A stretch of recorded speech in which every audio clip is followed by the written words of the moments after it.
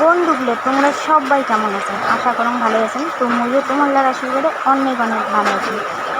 তো তোমরা দেখি পাওয়া যাচ্ছে না, মুইতে কিছু কাপড় ভিজে রাখছেন। তো কাপড়গুলো মুইতে কিছু বিছানার চাদর আর বালিশের খোল আর মুসুরিগুলো মুই ধুয়ে নেওয়া দিচ্ছি, কারণ কদিন পরেই হওয়া দিচ্ছে পুজো। তো তোমরা ব্লগটা লাইক দিতে। আর রান্না বাড়াতে মাথার চুলগুলো মানে মাথার কাপড়ের টাইম ব্যাগ নেই হারিয়ে গিয়ে কিছু।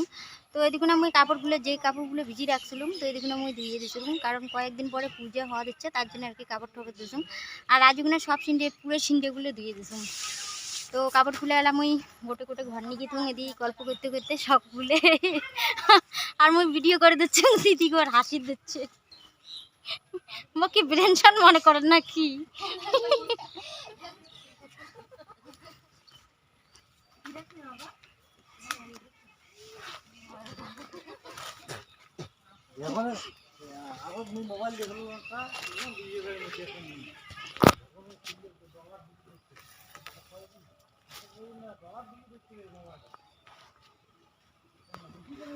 মোর পিছে শাশুড়ি দেখছেন না কি? এটা হচ্ছে আমার পিছে। হ্যালো গাইস, কোথায় গেল? হ্যালো গাইস, এটা হচ্ছে আমার পিসি শাশুড়ি।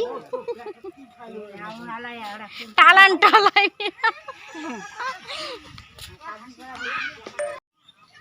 তো কতগুলো কাপড় নিয়েছি দেখো, মোর কাপড়গুলো একটা ভর্তি হয়ে গেল। তাইলে